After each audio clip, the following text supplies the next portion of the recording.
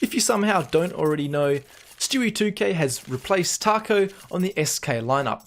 He had a couple of rough games to start off with against C9 for his first two matches of the day, but his third matches and his matches after that, he seems to be fitting in the middle of the pack for SK, so he's not falling behind or anything. So we're going to break down one of those matches, which was actually the third one of the day, versus NRG, who have been performing quite well online. So to start off with this one, I'm going to see Fur and Stewie. Obviously both can be very aggressive players. And a nice little double peek on towards middle, basically the perfect counter for a double A push or double A aggressive setup, which is quite common from CTs to mix it up every now and then. Now there are going to be some adjustment periods for SK, so you can see in this one here, obviously flashes are common. You try and push the CT on your plays towards A because it can be quite hard to hold an after plan. Even in a 5v3, it's not a bad idea to push into CT, maybe try and hold it down to get some information. And right now you can see Stewie's looking into the box. And this might be interesting, but normally you'd expect a flash right now to be coming over from your teammates. And there's not one. You can see no one from SK actually has a flash available to them. So Stewie looks away, the timing's wrong, and gets taken out. And this could just be an adjustment period. Maybe he's expecting a flash, maybe that's what he'd get in Cloud9, or maybe it's the fact that I'm presuming SK are now speaking English, when before they would have been speaking Portuguese with Taco in the lineup, a full Brazilian lineup. So there's going to be some cultural changes and some adjustments being made. But the play overall pushing into CT is not a bad one, and one I'd actually encourage if you're playing a game, if you are finding yourselves often getting the site retaken after you take it on the A side, it's often good to push an area because it can be quite hard to hold on to these positions. At least initially on the T side, on a default setup, you can see SK very spread out right now, just holding for any pushes.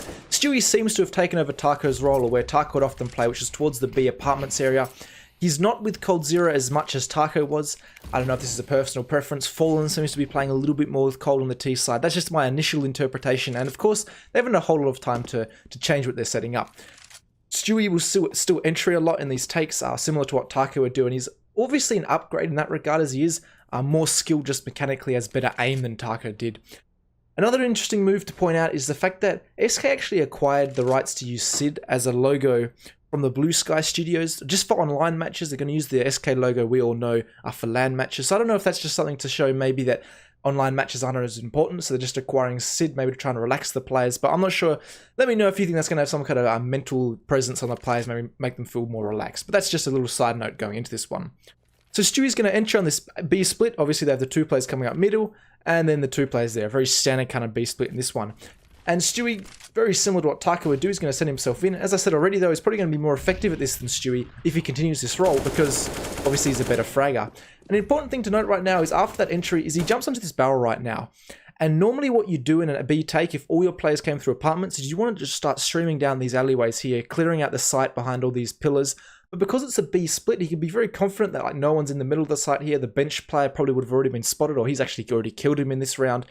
Probably less chance someone's going to be hiding here because they know they're going to get double peek from two angles. So they're not going to be likely around the site area.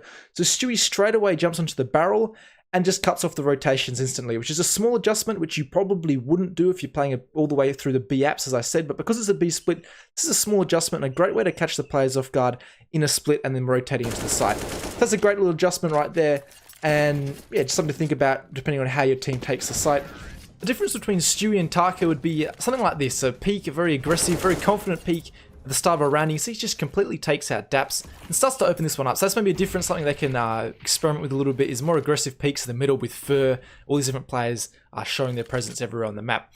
Important thing to note there as well is he throws a lot of utility after getting that initial pick. Often because teams, if they do get a pick straight away, they might just explode onto the side if there's enough players there. In this one, there was players elsewhere who got picked off. Obviously, you can see there's a double kill here. So maybe it was a little bit unnecessary. But you can see the idea behind it is he's trying to sell the fact that they're going to be pushing after this and draw out some utility from the player left on B around this area. So it would have been Breezy he's trying to draw utility out of. Didn't really work as he did have the confidence with the picks elsewhere.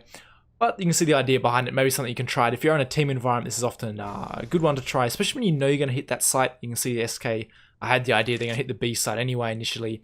And Stewie's going to be the second point of contact. He's not going to really make his play notice here until SK get found out in the short area.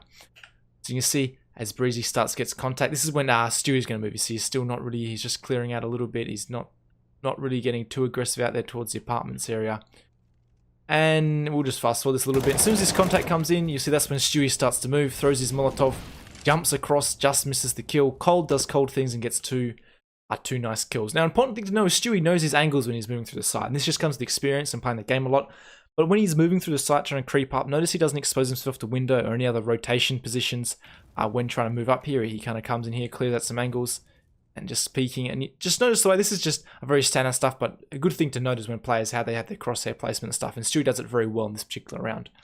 So moving forward, one thing I like to see is the fact that Cold is throwing some utility. So the flash comes in, right as he peeks the AWPer, and he gets a nice kill. And then Stewie readjusts, knowing where the rotation is going to come from most likely, and gets the final kill. A very standard round from Stewie, but again showing his worth with some extra fragging power on the side of SK.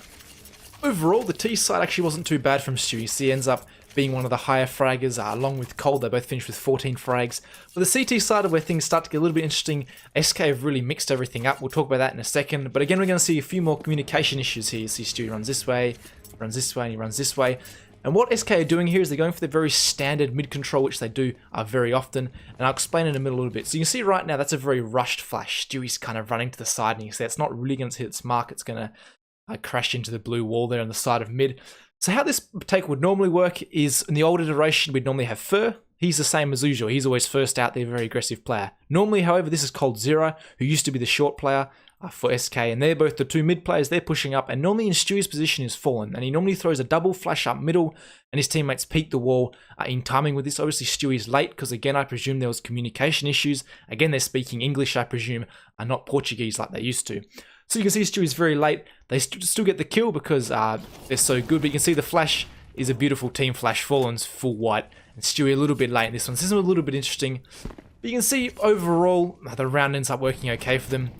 Cold is now playing the apartments area rather than him being the one pushing up middle. And Stewie comes in for a nice little double kill. But I thought it was just important to note out there how Stewie wasn't really accustomed with what they were doing in the mid control there. And again, this isn't, I'm not having a go at them. I just think this is just showing you guys that there is time for them to adapt, and they've got to try and mold this team together before we might see a really high level of play. So right now we're about to see a Stewie thing. This is a typical what Stewie made his name with almost, which is jumping through a smoke.